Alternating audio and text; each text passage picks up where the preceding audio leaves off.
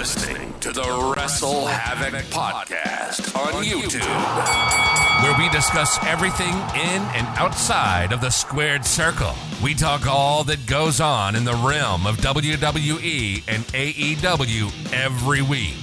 And now, here's your host, the one that will give you a reality check on pro wrestling, Flamin' Ricky DeReyes. This is the WrestleHavoc Podcast. What's up, everybody? It is Flamin' Ricky DeReyes, here to review the Elimination Chamber 2023 pay-per-view. A hostile environment for Roman Reigns, that's to say the least. But overall, what are my thoughts on this absolutely, mostly fantastic show? The matches from top to bottom were definitely top-notch, maybe except Lesnar versus Lashley, but I'll get to that.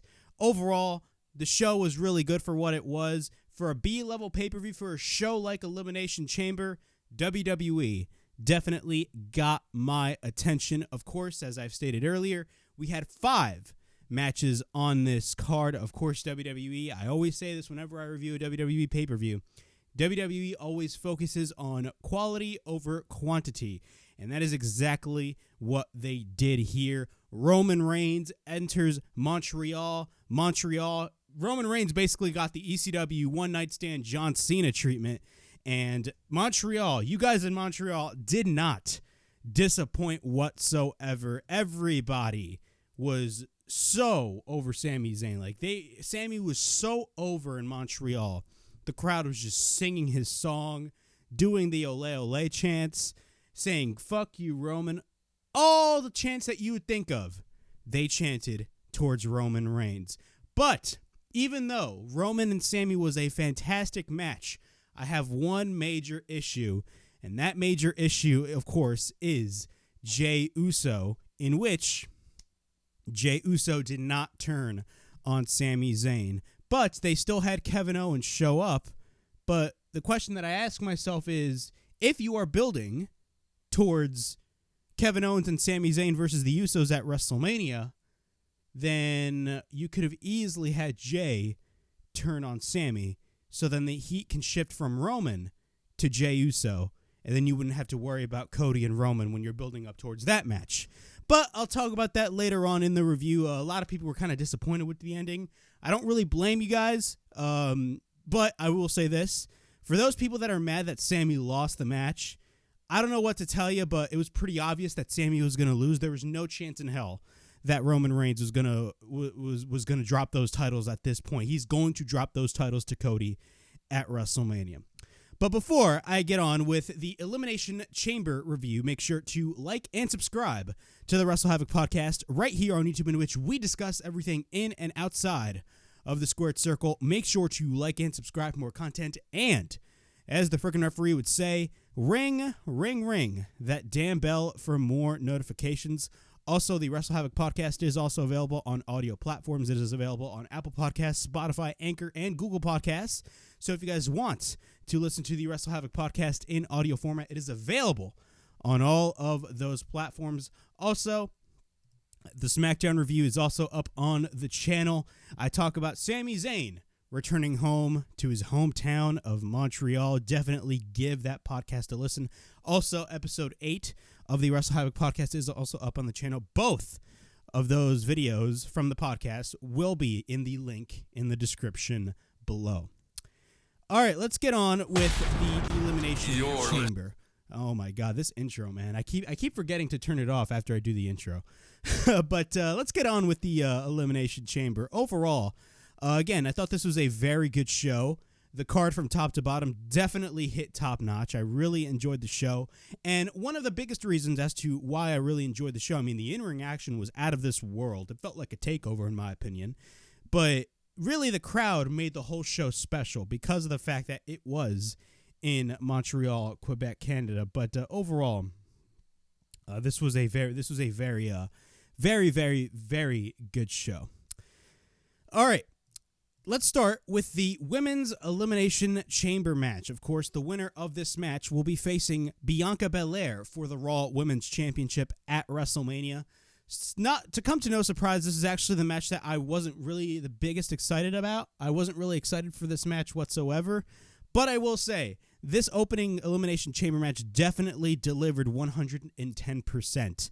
My only nitpick about this match was the fact that they did not have Natalya and Asuka be the final two. Instead, they had Carmella and Asuka be the final two, which I was kind of disappointed about. But overall, aside from that, honestly, this match was very, and I mean very, very, very good. Probably one of the best women's Elimination Chamber matches so far. One of the biggest problems that I had with WWE these past couple of years, especially 2018, 2019, 2020, 2021, was that WWE really kind of took the focus away from the Elimination Chamber. The Elimination Chamber didn't feel as important or sadistic as it did, in the early years, which, I totally understand. And it has nothing to do with the new design.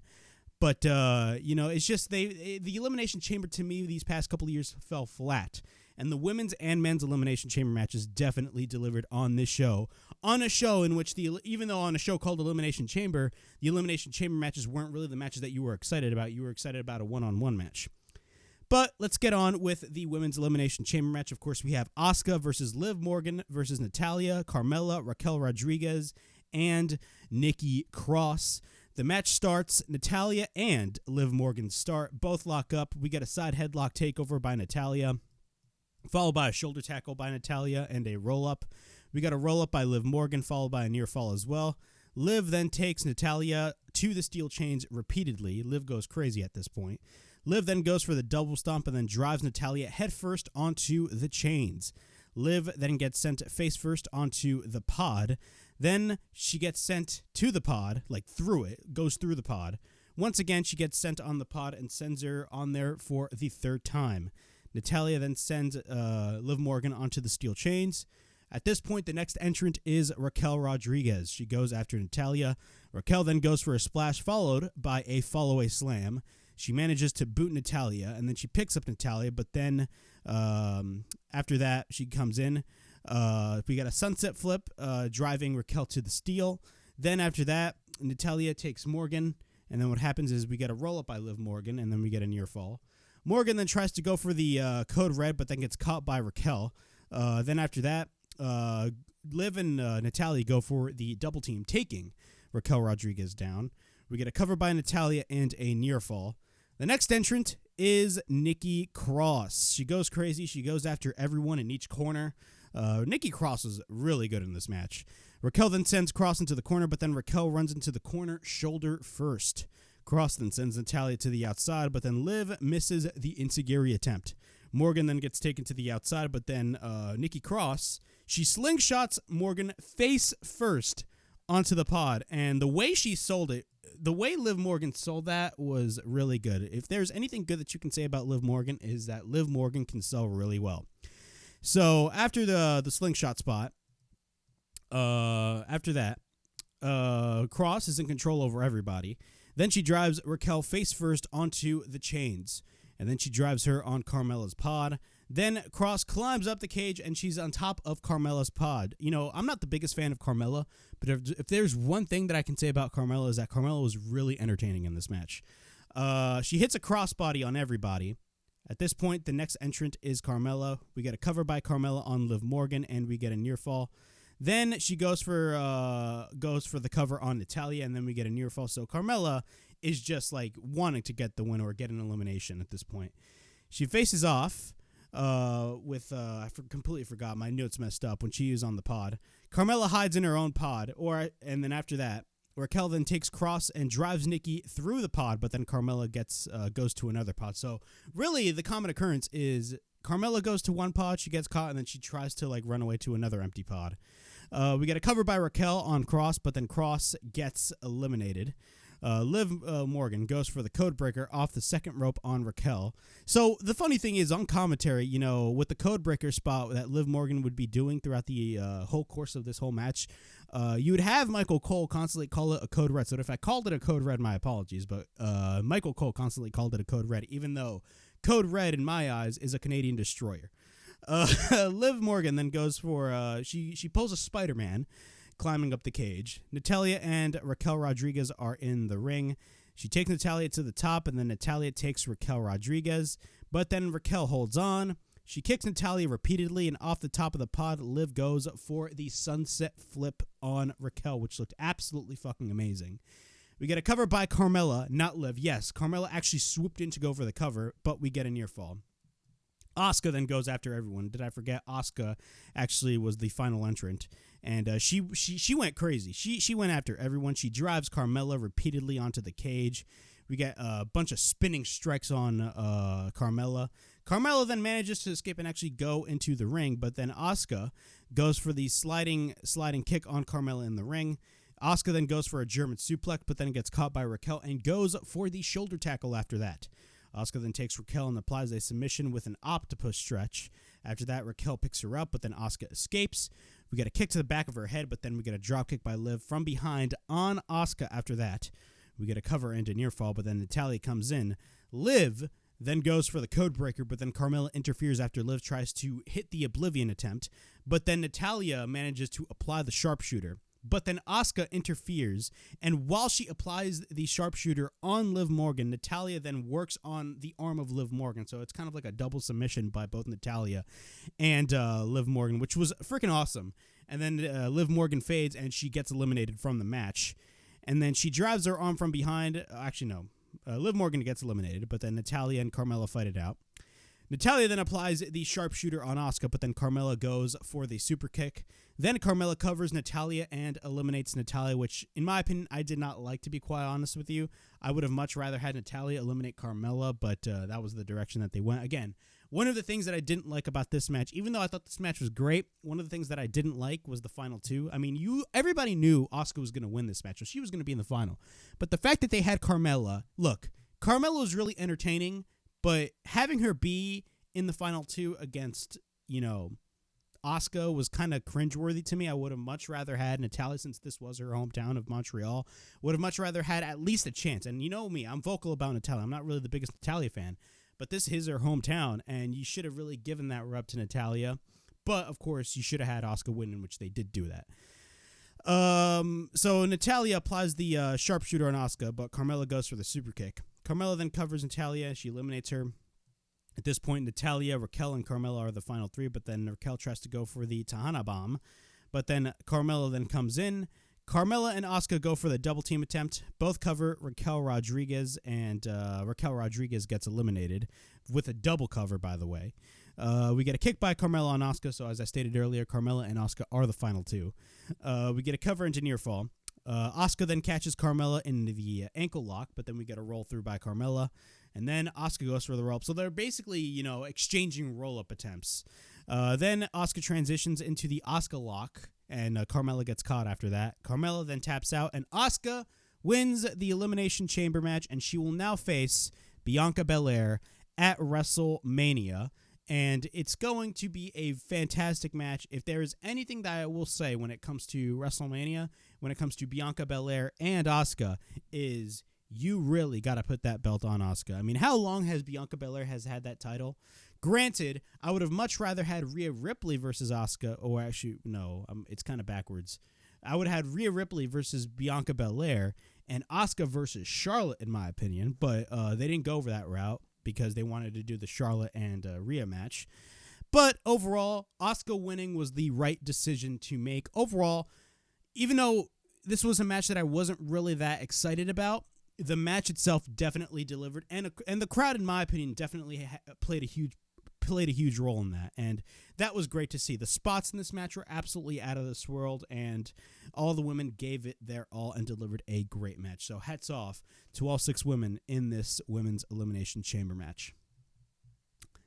Here is one match that I was somewhat excited about, but not really getting my hopes up because of the fact that they had matches before, and their previous matches were kind of disappointing if you really think about it. Of course, I am talking about Bobby Lashley versus Brock Lesnar. Yes, this was one of those feuds in which basically the build-up to the matches were great, but the match themselves realistically did not deliver, in my opinion, and I don't want to say this was the case because I felt like Brock Lesnar and Bobby Lashley definitely delivered a great show. But the fact that this match ended in a DQ, in my opinion, I did not like that whatsoever. When it comes to pay-per-views, man, I don't believe in DQ finishes at a pay-per-view. And now, granted, you're only paying $4 a month, so it really doesn't matter. And to be quite honest with you, you're not really here. You didn't really pay to watch Brock Lesnar and Bobby Lashley. You paid to watch Sami Zayn and Roman Reigns. But again, I'm not really the biggest fan of the DQ finish. But I will say Lesnar beating the shit out of everybody kind of made it up for me. But let's get on with the match. Lesnar immediately drives Lashley into the corner. He hits a belly-to-belly suplex on Lashley and then drives Lashley again into the corner. We get a bunch of Suplex City chants. Have I not told you that Montreal is no man's land? And Montreal was just going absolutely berserk for Brock Lesnar. They were booing the hell out of Bobby Lashley, by the way. So we got a bunch of Suplex City chants. Brock Lesnar then takes Lashley to the outside, but then Lesnar goes to the outside. He takes Lashley back in the ring, but back in the ring, Lashley spears Lesnar. And then we get a cover and a near fall. Lashley then sets up another spear, but then he actually manages to hit the spear once again on Brock Lesnar.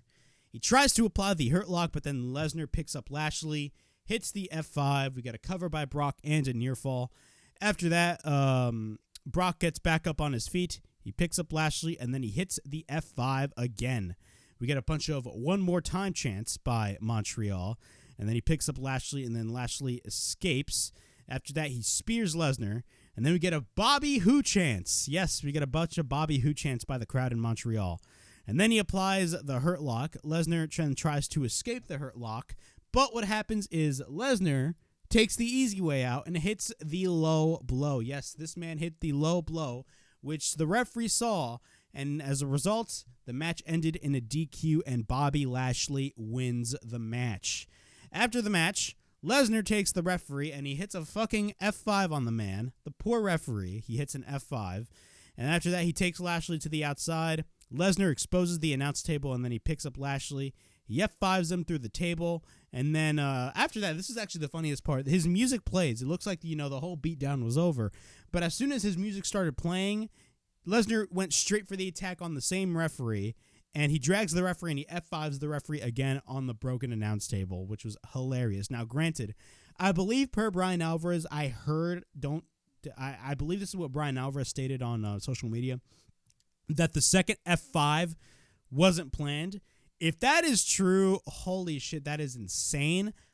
Don't take my word for it. That's what I saw on social media. I may be wrong, but I heard that the second F5 wasn't a planned spot, which, if that is the case, that is absolutely insane. But, again, what are my thoughts on Brock Lesnar versus Bobby Lashley? I thought the match itself was fine. It was your typical big man Brock Lesnar type match. It was kind of similar to what we got with Goldberg and Brock Lesnar. But if you really think about it, after the Brock Lesnar-Goldberg match, whenever Brock Lesnar, when it was in a big type match with another big dude, it'd be spot. So they would do F5, spear, F5, spear, F5, spear. That was kind of similar to this match, and that's basically the gist of a Bobby Lashley and Brock Lesnar match.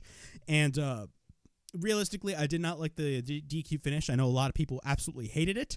I wasn't the biggest fan of it, but I will say this, the beatdown after definitely made up for it, because whenever Brock Lesnar beats the shit out of somebody, I tend to get entertained. All right. One thing I want to note is Ariel Helwani, of course, he had a little beef with Tony Khan. And then you had Ariel Helwani in the crowd with George St. Pierre. And then Michael Cole on commentary. Michael Cole being a savage. I mean, he's been a savage for the past couple of weeks, and I like Michael Cole. Of course, he'd be taking those shots at Top Dollar, which is the funniest thing ever. But what happened was he called Ariel Helwani the unbiased journalist, which is absolutely hilarious. Of course, that was a shot towards Tony Khan. Yes, Michael Cole took a shot at Tony Khan, and I even tweeted it out. Look, I like Tony Khan, man. I think he's great, but he got his ass cooked by Michael Cole. Let's be honest. that. I just wanted to get that note out there. That was pretty funny by Michael Cole. At the end of the day, everybody talks about, AEW takes shots at WWE all the time. Like, honestly, I'm not mad at all that WWE took a shot at AEW. I like when both companies take shots at one another. If you really think about it, pro fucking wrestling is back. That's what it's. I live for that type of shit. Okay.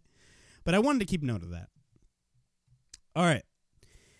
In our third match, we got Edge and Beth Phoenix versus Finn Balor and Rhea Ripley. This was a very good match.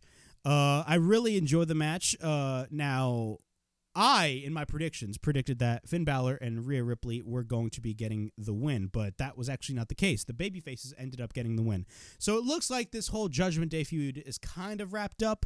Now, I made the prediction that, there was going to be some fuckery in the end of the match, which would lead to the heels winning, and then that would lead to Finn Balor and Edge inside Hell in a Cell at WrestleMania. But maybe that's still the plan. We do not know. But overall, this was a very, very, very good match, in my opinion. I believe there was a botched pin attempt later in at the end of the match, which didn't look good at all.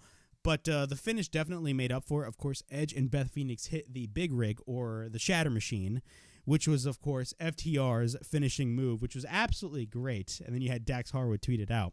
But I'll talk about that later on. I actually didn't notice that until I went on Twitter. I was like, oh, shit, they did hit the Big Rig. But let's talk about Edge and Beth Phoenix versus Finn Balor and Rhea Ripley. Edge and Balor start. We get a shoulder tackle by Balor. Edge fights back. Then Edge hits a boot on Balor. We get repeated rights by Edge, but then Beth tags in. We get a double team on Finn Balor into the corner, but then Rhea comes in, and she is the legal woman. Both lock up. We get a side headlock by Rhea Ripley, but then we get a shoulder tackle by Rhea. No sold by Beth Phoenix. So what happens is Rhea goes for the shoulder tackle, but then Beth Phoenix no sells it. Beth then no sells the clothesline once again. Both then proceed to try to clothesline each other, but both don't knock each other down. Rhea then fights off Beth, but then Dominic is up on the apron on the ear of Rhea. And then if you want to talk about the nuclear heat that Dominic is getting, Dominic got that crazy ass heat, man. He got those fuck you Dominic chants. And then after that, Beth goes for the clothesline. Dominic then interferes. We get a chop by Beth Phoenix on Rhea. She sends Rhea to the steel steps onto the outside, but then Beth takes out Balor on the apron, or from the apron, I should say. Dominic then gets involved when Beth is there. Then after that, she moves to the top, and then Beth loses her balance. So what happens is Beth goes to the top, but then Dominic is actually interfering once again, and he actually moves the ropes, which would then lead to Edge, of course, who is Beth's husband, actually goes on and chases the shit out of Dominic to the point where Dominic runs all the way down to gorilla position, and we don't see him for the next few minutes in the match. After that, Rhea's in control back in the ring over Beth Phoenix. Dominic then comes back from the stage. We get a shot to the back of Beth by Rhea, but then both Rhea and Beth exchange shots. Beth then tries to tag Edge, but then Rhea picks her up. But then Beth goes for the DDT. Balor then under the ring comes out from behind and takes out Edge to the outside. Rhea then takes Beth for the Riptide, but then Beth counters. Rhea then takes Beth Phoenix up top, but then we get repeated back elbows by Beth. We get an overhand chop by Beth on Rhea Ripley, but then Beth takes Rhea Ripley and hits the superplex on Rhea Ripley, which looked really sick, by the way. The way Michael Cole sold it on commentary was really good. Balor interferes, but then Edge tags in. We get a shoulder tackle on Balor, but then he drops Finn face first to the mat. But then Balor comes back with a double stomp. But then Edge applies the Educator submission. And then Rhea spears Beth, or actually, no. Beth actually spears Rhea. And what happens is Beth applies the Educator on Rhea Ripley, and both Edge and Beth both apply Educators at the same time, which looked fantastic. But what happens, of course, being the heel that he is, Dominic comes in, but then Rhea hits the headbutt on Beth. We got a shot to the back by Edge by Rhea with the brass knuckles, and it looks like they were going to get the win, but then we get a cover by Finn on Edge and a near fall. Rhea is on the apron, but then Beth works on Rhea onto the outside. Balor then is in control over Edge, but then Dominic gets thrown and gets sent to the barricade. After that, Balor is on the top, but then Edge comes in. Both men are on the top, but then Rhea comes in, and then Beth comes in. Rhea powerbombs Edge, but then Beth powerbombs Balor at the same time. Then Dominic sets up the steel steps, but then Rhea takes Beth onto the steps. Dominic hands her a chair, and then it looks like Rhea is going to hit Beth once again with the concerto while Edge is held on by Balor back in the ring. But then what happens is Rhea misses the concerto, and then Beth takes Rhea for the glam slam on the floor. And then Beth hits the execution, and then Edge goes for the suicide dive on Dominic. He runs back into the ring and then gets caught into a sling blade by Balor in the ring. But then Balor, once again, Edge goes back up and then gets caught with the fucking spear, which looked awesome as hell. And then Beth and Edge hit the big rig, a.k.a. the Shatter Machine. Of course, that was FTR's move. And we get a cover by Edge, and Beth Phoenix and Edge get the win in the match. Overall thoughts, this was a really, really, really good match overall. I thought the match itself was fantastic, and I thought everything about this match was really, it did everything it needed to do. Again, the crowd was absolutely amped up. Now, I believe in one of the cover attempts, I believe there was a botched pin attempt, but, a lot of people did not like that spot, which I totally get, but, we can forget about it at this point. Honestly, we can just forget about botches. Botches happen at the end of the day. But overall, this was a very, very, very good match. And I thought Beth and Edge, definitely delivered. And the same thing as Rhea Ripley and Finn Balor. Finn Balor was the right man to get pinned at the end of the day because, of course, you are not going to pin Rhea Ripley, of course, considering the fact that she is going to be facing Charlotte Flair at WrestleMania. And then that would basically make Rhea Ripley less strong coming into her match against Charlotte at WrestleMania. So it made total sense for Balor to get the pin. But, where do we go from here? Are we still going to be getting that rumored Hell in a Cell match between Finn Balor and Edge? We do not know. But I will say this. Edge is going to be wrestling on Raw, and he's going to be wrestling Austin Theory for the United States Championship, in which Austin Theory has the U.S. title open challenge, and Edge is going to be wrestling Austin Theory. So that is going to be great. I'm very excited. Edge is going to be once again wrestling on Raw. I believe the last time he wrestled on Raw was the last time Raw was in Toronto, and I completely forgot who he wrestled, but he wrestled Dominic. I remember that. But Edge is going to be wrestling again, but is this the end of the Judgment Day feud? Honestly, I hope so, but I still really want that Hell in a Cell match between Edge and Finn Balor. But that was Beth Phoenix and Edge versus the Judgment Day. Shifting gears now, as Michael Cole would state, we got the men's Elimination Chamber match for the United States Championship. We got Austin Theory defending his title against Seth Rollins, Johnny Gargano, Montez Ford, Bronson Reed, and Damian Priest. Overall, this was a very, and I mean it, very, very, very good Elimination Chamber match. Again, I talked about this when I was talking about the women's Elimination Chamber matches. I'm very critical when it comes to the, Elimination Chamber matches, especially the modern ones. I feel like before this match, the last good Elimination Chamber match was 2017. Of course, that was when Bray Wyatt won the WWE Championship, and that was a SmackDown exclusive pay-per-view back when SmackDown was actually really good. But overall, this match is definitely going to be up there. I mean, this was probably one of the best modern Elimination Chamber matches that I have seen. Probably the best one since 2017. And I mean that wholeheartedly. This was such a good match. Everybody had their time to shine in the match. Honestly, in my opinion, the MVP of this match was Montez Ford. But I'll talk about Montez Ford after I go through the match. Seth Rollins and Johnny Gargano start the match. And after that, the crowd is singing Seth Rollins' theme. And when I mean they're singing Seth Rollins' theme, holy shit, that singing was so loud. We got a roll-up by Gargano.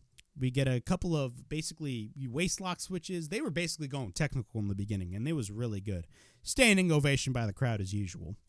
We get a roll-up by Gargano, but then Rollins goes for the roll-up. We get a bunch of roll-up reversals by both, but then Gargano tries to escape. Rollins then catches Gargano, but then Gargano takes Rollins to the outside. Gargano then spears Rollins on the outside of the chamber. At this point, Austin Theory is next.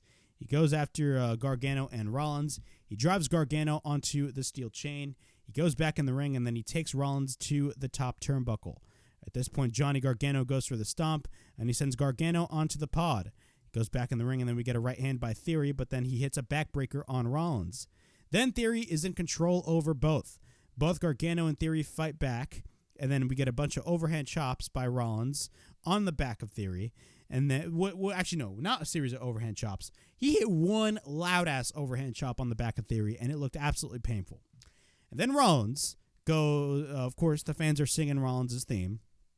Theory wants to work with Gargano. He wants to team up with Gargano. Of course, Austin Theory and Johnny Gargano have some history together back down in NXT when they were a part of The Way. So, and Michael Cole actually mentioned that on commentary.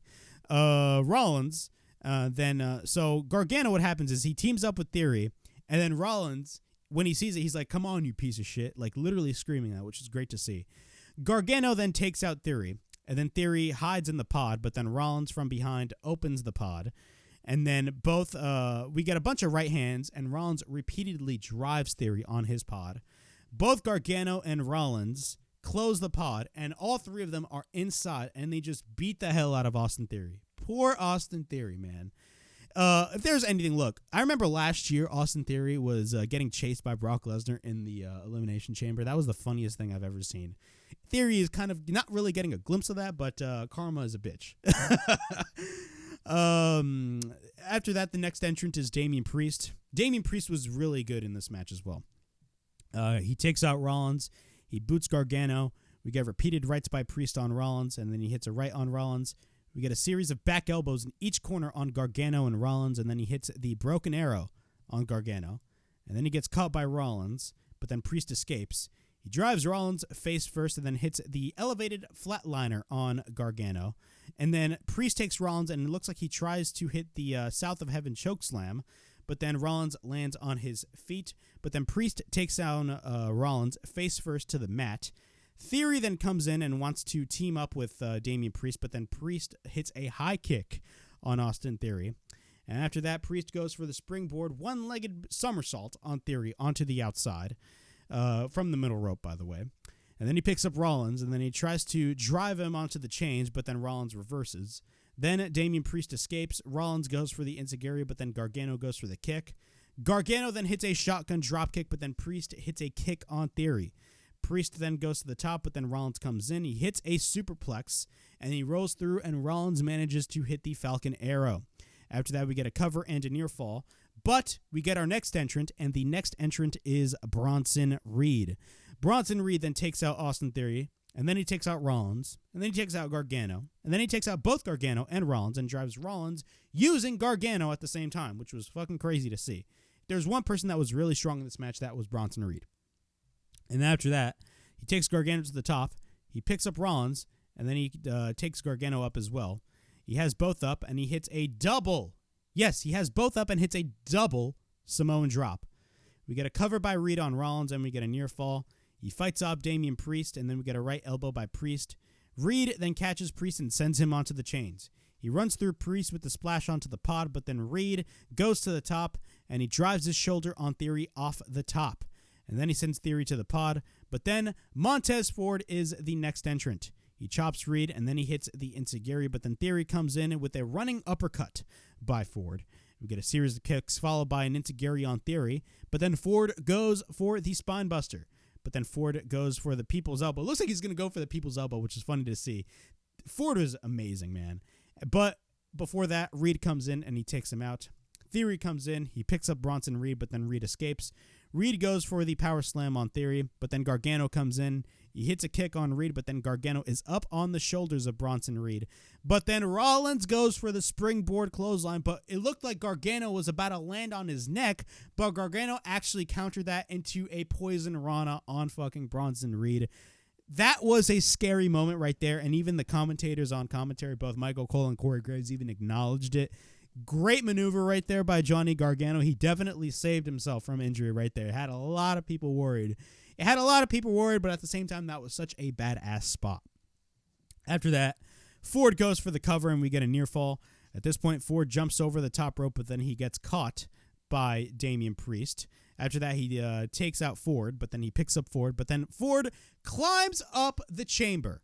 And he climbs up the chamber, and what happens after that, he hits a freaking crossbody or a splash, whatever the hell you want to call it, on everybody off the top, like literally off the top of the fucking cage on everybody.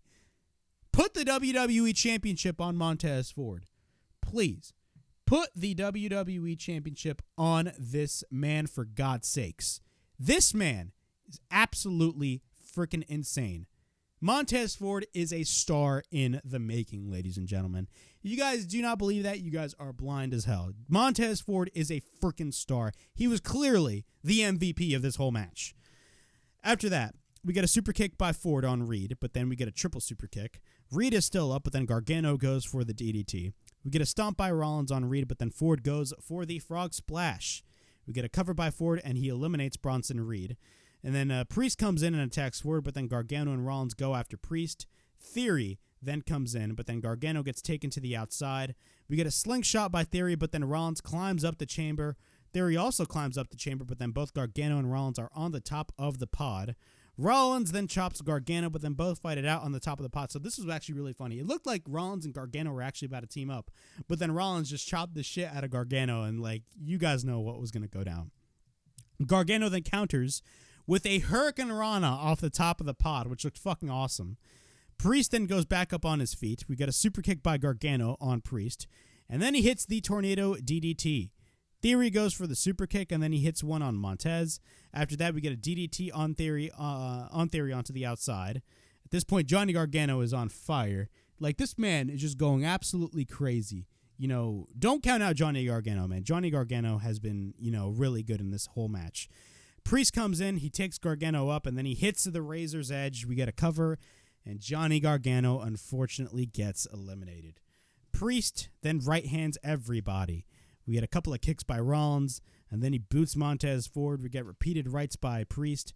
Rollins then catches Priest, but then Rollins takes Priest for the pedigree attempt, but then Priest escapes with the kick. Ford goes to the top, but then Priest comes back. Priest then takes Ford, but then Rollins catches it, and then it looked like Ford and Rollins were going to go for the Street Profits special, the Blockbuster. Yes, they double team on Priest and hit the Blockbuster. We get a cover by Ford, and Priest gets eliminated. Ford and Rollins and Theory are the final three. Ford and Rollins then face off one another. The fans are singing Rollins' theme. After that, both exchange shots. Rollins goes for a right. We get a kick by Ford. He misses the enziguri, but then Rollins picks him up. But then Ford lands on his feet, and Ford goes for the enziguri.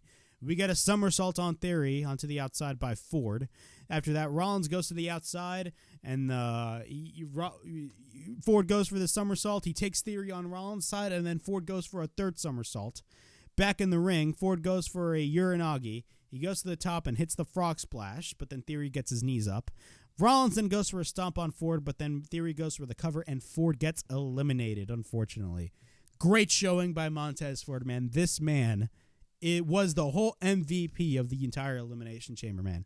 Please put the WWE Championship on this man. This man deserves a singles run. Montez Ford deserves a singles run, period. After this match, everybody should be talking about Montez Ford. After that, Theory and Rollins are the final two. Now, it looked like Montez Ford was eliminated, and he actually got carried out, so hopefully Montez Ford is all right. But then Theory and Rollins are the final two. Rollins hits the Liger Bomb. We get a cover into near fall. And then many referees and doctors, of course, come to the aid of Montez Ford. I hope Montez Ford is all right. That was very scary. But definitely, shout out to Montez Ford. This guy definitely worked his ass off. Rollins, meanwhile, in the match, misses the stomp. But then Theory picks up Rollins.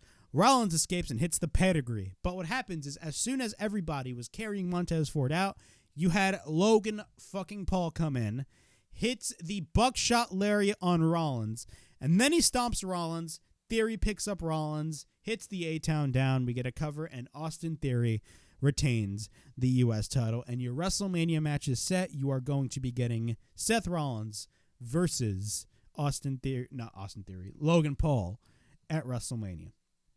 What are my thoughts on this match? Overall, this was a very, very good Elimination Chamber match. Montez Ford, I don't care how many times I've stated it ever since I started this channel. Montez Ford is a star in the making. Out of both Street Profits, both Angelo Dawkins and Montez Ford is the best of the two. He is going to be a top guy. This guy is going to be a future WWE champion, period. Put the WWE championship on Montez Ford. Not now, but the time will come. Montez Ford was probably the MVP of this entire match. Not to take away from everybody else. Johnny Gargano was another one. He was really good in this match. Rollins was great as well, but Montez Ford was something else. I always stated this. I always believed what makes Montez Ford so special is the way he wrestles, his charisma, all of that. Literally, Montez Ford is the total fucking package. You have a star in the making, and they showcased Montez Ford very, very, very well. Hats off to everybody in this match. This was probably one of the best Elimination Chamber matches that I have ever seen so far. And look, the Elimination Chamber matches, it was one of my favorite concepts, but, you know, again, I stated earlier, the Elimination Chamber, throughout these past couple of years, haven't really been that interesting to me, but this match started to pique more of my interest back with the Elimination Chamber match, and they definitely delivered 110%. So hats off to everybody. This men's Elimination Chamber match was very, very, very good. We're now going to the main event of the evening. We got Roman Reigns versus SAMI ZAYN. Roman Reigns is entering in hostile territory, and it is the biggest match of SAMI ZAYN's career. Just the biggest match of his career. We're going to get down with the nitty-gritty immediately because I have a lot of things to talk about right here about this match. Overall, I thought the match was great. The match was fantastic. The story, the atmosphere, everything, the fucking near falls that we had in the end, everything was perfect. But they missed one small, moment that could have made the moment that much better, and that is Jey Uso turning on SAMI ZAYN. But I will talk about that after I get through the match. Roman makes his entrance first. The crowd boos the hell out of Roman Reigns, of course. We got a bunch of "fuck you, Roman" chants. Ole, ole, ole. And then SAMI ZAYN comes out. Gets a mega pop, as usual. It's Montreal. It's his hometown. The crowd sings his theme. And the match starts.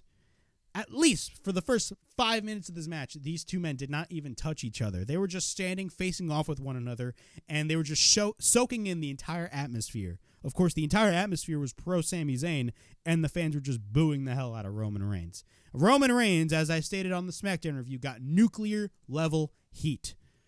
So the bell rings. The crowd goes crazy. The crowd is just so loud. It's fucking amazing.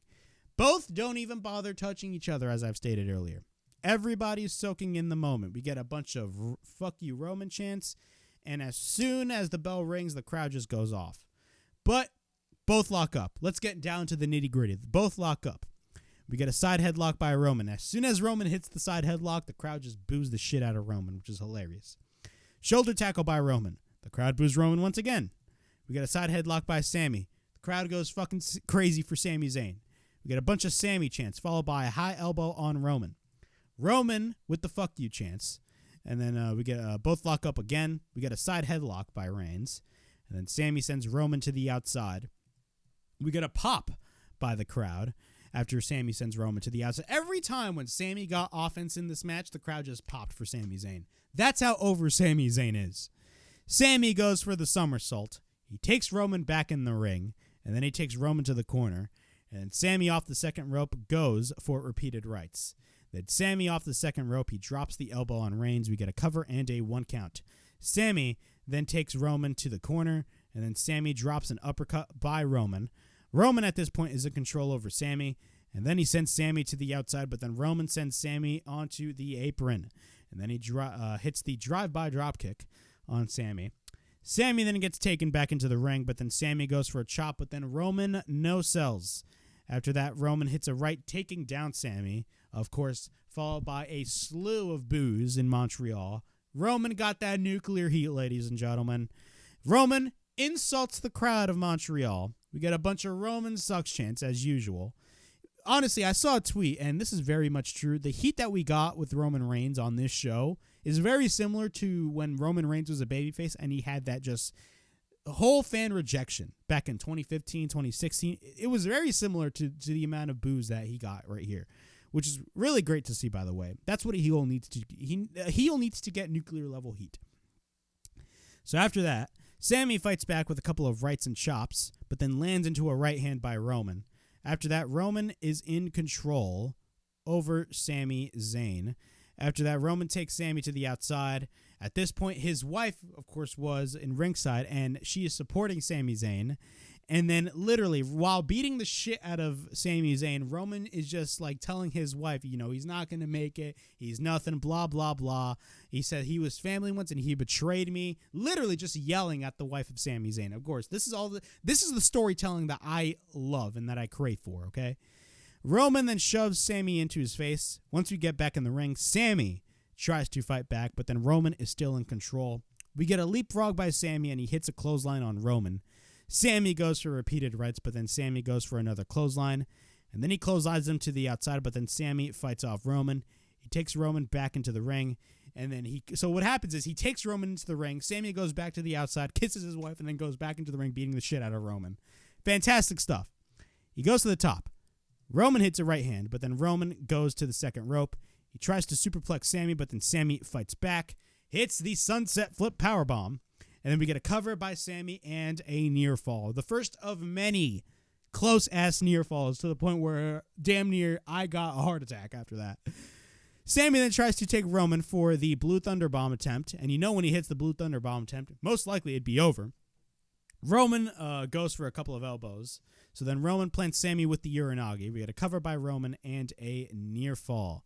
After that, he sets up the Superman punch, but that gets caught by Sami Zayn, and Sami hits the exploder in the corner turnbuckle, and of course, you know what time it is. Sami goes for the haluva kick, but runs into a Superman punch. We get a cover by Roman and a near fall. Loud boos for Roman Reigns. Roman Reigns then sets up the spear, but then Sami jumps over Roman with the leapfrog, and then we get a roll up by Sami, another near fall, hits another exploder on Roman into the corner. Again, Superman punch by Sami Zayn, followed by the haluva kick. We get a cover and a close-ass near fall. Sami then misses the second haluva kick when Roman goes to the outside, but then Sami jumps to the ropes and lands into a right by Roman Reigns.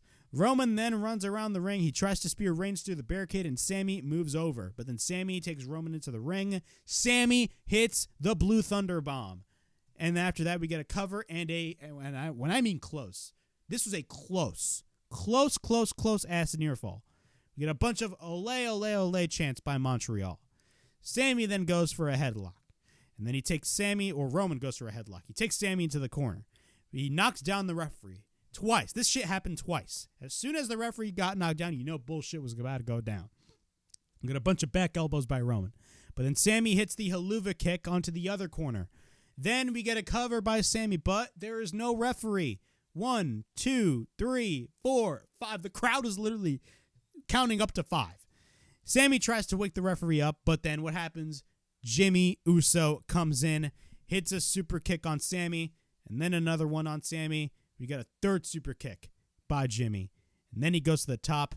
He hits the Uso splash, and then he takes Roman to cover Sami. It looks like it's going to be over, but we get a near fall after that. How is Sami still alive? Sami gets up as well. Roman and Sami exchange shots. We get repeated rights by Sami, but then Roman goes for the headbutt. Roman gets in the face of Sami, but then Sami fights back. Roman misses the Superman punch, but then Sami Zayn goes for repeated stomps on Roman. Roman goes to the outside, but then Sami goes for the haluva kick on Jimmy. Sami then turns around, spear by Reigns. We get a cover and another close-ass near fall. Ole, ole, ole chants by Montreal after that. Roman then just screams, and I mean screams at Sami. After that, he bitch slaps Sami around, but then Sami bitch slaps back on Roman. Roman then Superman punches the referee, but then we get a Superman punch by Zayn back. And then Roman goes for the Superman punch. And then what happens? Paul Heyman takes out a chair. But what happens? Jey Uso shows up. At this point, Roman is pissed at Jey. Roman offers the chair to Jey. But then Jey gets the chair. Kind of reminiscent about what happened last month at the Royal Rumble, right? And after that, Roman gets in the face of Sami. Meanwhile, Jey is contemplating whether he should hit Sami or whether he should hit Roman. And what happens after that? We get a spear. Well, actually, no. He gets in the face. So what happens is Roman snatches the chair off of Jey, and then he gets in the face of Jey Uso. But then Sami tries to go for the spear, but what happens? He accidentally spears Jey Uso. And what happens after that? Roman just hits the chair repeatedly on Sami. Spear by Roman, and Roman, cover by Roman, and he retains the Universal title. But after, Jimmy Uso goes straight for the attack on Sami Zayn, but then Kevin Owens comes out for the save, attacks Roman, he hits repeated rights, then he goes for the stunner on Roman Reigns, stunner on Jimmy Uso, hits the pump-up powerbomb through the table on Jimmy. Kevin Owens grabs the chair, but then Heyman gets in the ring, does those childish fucking, punches. But then we get a bunch of "you fucked up" chants by the crowd. Kevin Owens drops the chair, and then he stunners Heyman. Sami gets up, and then Kevin Owens lets Sami hit the haluva kick after that. And even though Roman won the match, Sami was the last man standing with the help of Kevin Owens. And the crowd having a standing ovation for Sami Zayn, and the show ends. So what are my thoughts on this fantastic main event? I thought the match itself, the atmosphere, the story, everything, the emotion. I talked about this in the Royal Rumble review. Everything about this was perfect. Everything was perfect. The match itself, we say a lot about match of the year contenders. This has to be one of them. We had Rush versus Bryan Danielson, and we have now Roman Reigns versus Sami Zayn. This is definitely a match of the year contender. This match was damn near perfect. You know, everything about it was pure perfection. This was clearly the biggest match of Sami Zayn's career. And I see people on social media complain about the fact that Sami didn't win the match. It was pretty obvious that Sami was not going to win. It would make no sense for Sami to win because of the fact that they're going with Cody Rhodes. And Cody clearly is not getting booed by the crowd anytime soon. But even though this match was very perfect, I have one small issue. One small issue. And this was an issue that everybody was talking about on social media. And that issue was Jey Uso not turning on Sami Zayn. Of course, the story, and I was saying this for weeks, the story does not revolve around Roman or Sami. It revolves around Jey Uso and Sami Zayn. That's where the story revolves at. If you wanted to make this moment so much bigger, you should have had Jey Uso turn on Sami Zayn, so you shift the heat that Roman is getting over to Jey Uso. So then when you have Roman versus Cody, you don't have the fans hijack. And, you know, I constantly was in denial that the fans were not going to, turn on Cody. And I still think the fans are not going to turn on Cody. But then Sami is so over right now. They should have shifted the heat from Roman to Jey. So then Jey gets all the heat. And then you set up Kevin Owens and Sami Zayn versus the Usos at WrestleMania. And if that's still the direction that they're going, then WWE definitely botched that ending. They should have had Jey Uso turn on Sami Zayn, because then the moment when Kevin Owens coming out would have made the moment so much more better, in my opinion. But WWE did not do that. Maybe there is a forward plan. Maybe they have a plan B. Now, granted, I believe there was a report that came out that says WWE made some last-minute changes, and if that was the last-minute change, I'm sorry, but the plan that should have happened was Jey Uso turning on Sami Zayn. Jey Uso should have turned on Sami Zayn, and WWE did not do that. The match was amazing. Definitely match of the year contendership. But, again, one small detail, and you potentially kind of fucked up your whole build. Almost a whole year of storytelling, and you kind of fucked it up with Jey not turning on Sami. That is exactly what WWE should have done, and they didn't do. And that's an issue. Now, how we get to WrestleMania, if the tag team match is going to happen at WrestleMania, I do not know. Maybe it's still going to, transpire. Maybe WWE have something up their sleeve. But, yeah, man, those are my thoughts on that. I thought the match was amazing. Everything, the story, everything about the match was just pure perfection. It's just the fact that they didn't have Jey turn on Sami, that was where it really hit me, and it really disappointed me. Even when Kevin Owens came out, I was excited when Kevin Owens came out, but the moment could have been so much better if they had Jey turn on Sami. If there was a time to have Jey turn on Sami, it should have been in Montreal, so then you could shift the heat from Roman to Jey. But they didn't do that.